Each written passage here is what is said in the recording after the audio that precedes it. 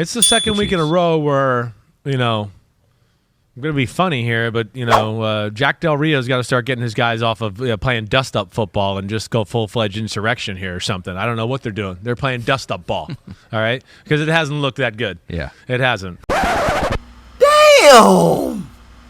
We haven't even kicked off for week 1, and the media is already cooking the Commanders' defense like a pack of glizzies at a tailgate. Welcome to Beyond the Box Score, where we go beyond the box score, and I'm your host, the DMV MVP, and this week, we're going over the Hot 5. Yes, the early season edition, where we break down and think, who got their ass on the butt burners? Who's feeling themselves a little bit too much, needs to not buy into their own self-hype and ego, and they got to prove something on the field before they end up with the rug pulled on their damn season, either sitting on the bench or unemployed sitting on the couch. Starting with De'Ami Brown.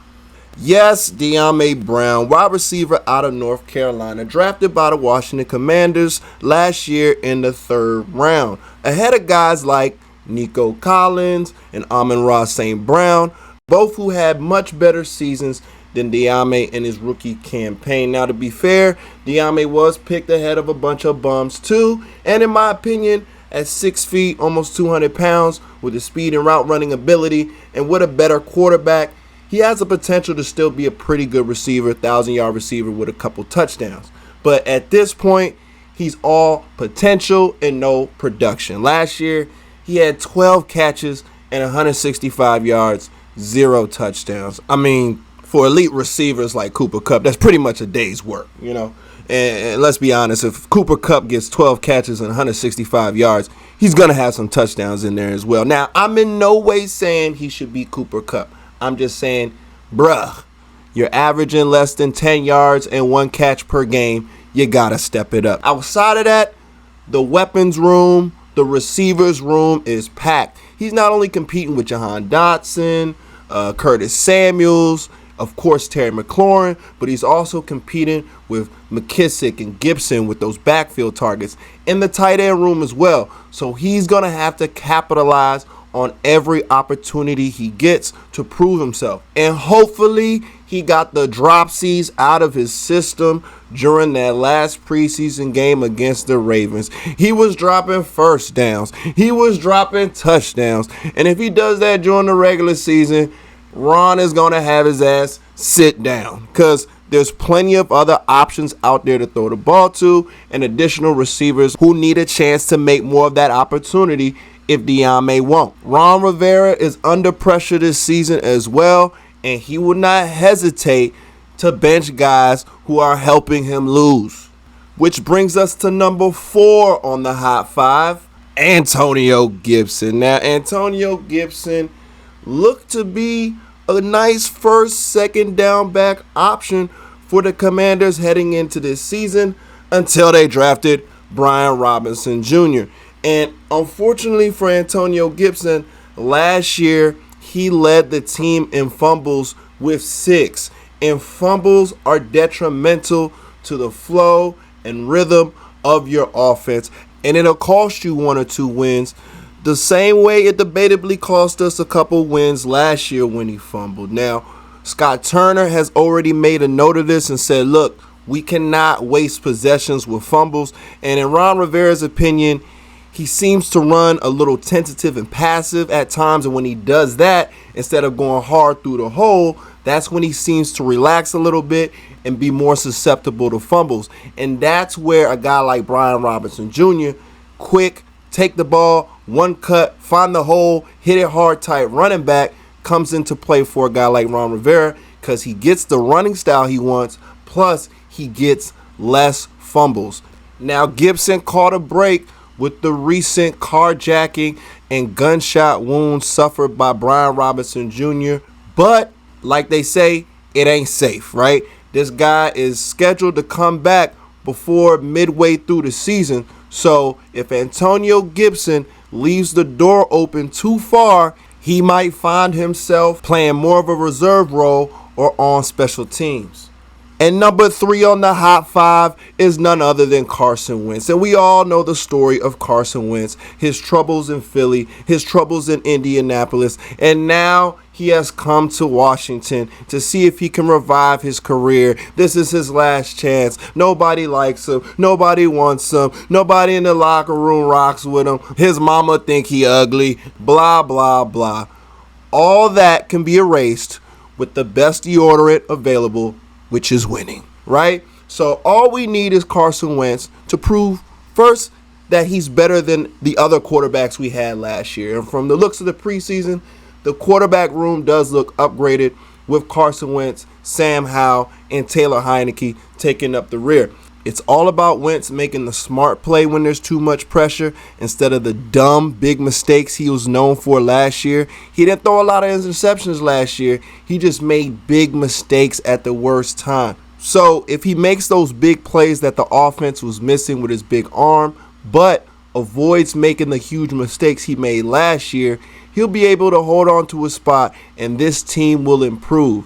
His only concern is those big mistakes and Sam Howell, the unknown, hanging over his shoulder. He might be more of a locker room guy too. He already has a friend in there with De'Ami Brown, right? And during the preseason, Sam Howell showed that he was an NFL level quarterback, that he understood the Commanders' offense, that despite his smaller stature, he could sit in the pocket in congestion and deliver the football. He had a big arm, and he showed that he could stretch plays with his legs and attack with his legs, even scoring touchdowns. So while I don't think they'll be quick to pull the plug on Carson Wentz, I do think that they will not hesitate to see what they have in Sam Howell if the season gets off to a very, very rough start, or if Carson Wentz is just making the same big mistakes he made last year, but this time sooner and in higher volume.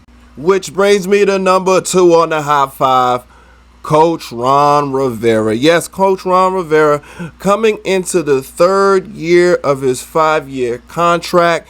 He's under pressure to deliver a playoff team.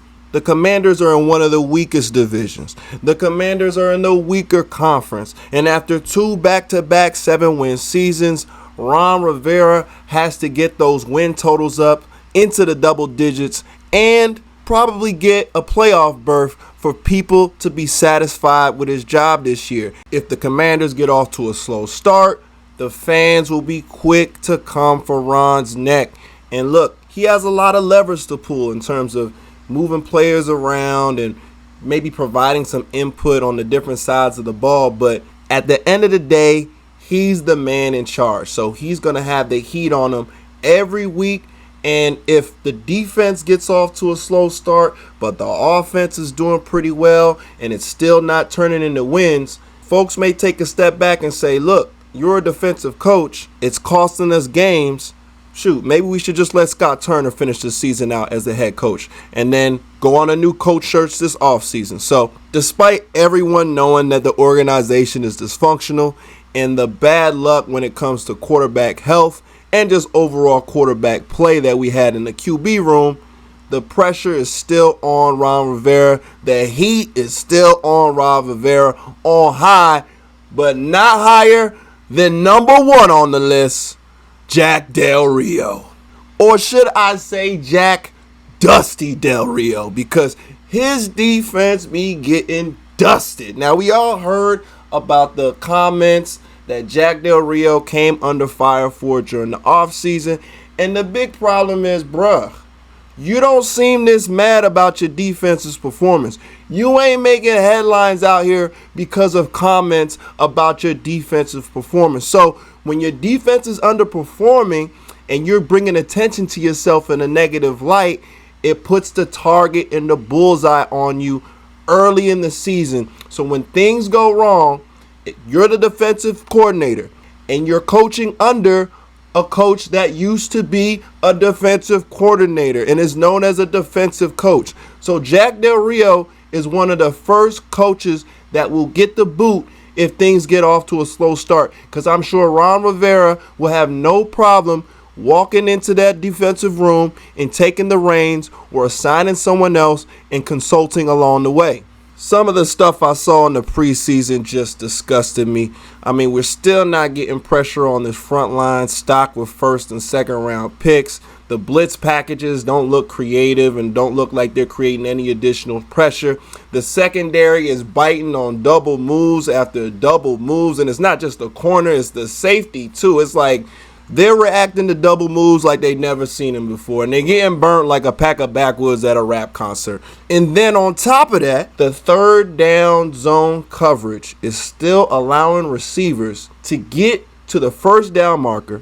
They're playing off ball, no pressure, and then they're only going into attack after the receiver gets to the first down marker and catches the ball. Why are we not playing press coverage? It's third and short. We're in the red zone. Why are we not playing press coverage? Why are we still playing this stupid zone coverage where the secondary is backed up, allowing teams to complete easy passes for first downs and touchdowns? So if we're not fixing that and we're making the same dumb mistakes, we can do those same dumb mistakes, or better yet, fix those mistakes without Jack Del Rio. So that sums it up for the Hot 5, aka the top 5 commanders on the hot seat to start the season. But drop a like, help a brother out, and hit those comments and let me know if you agree with the Hot 5 list, or who you would add, who you would move around, who you would take off. But thanks for tuning in to another episode of Beyond the Box Score. Please be sure to subscribe, drop a like, and show the channel some love. I'm your host, the DMV MVP. Thanks for tuning in. I'm out.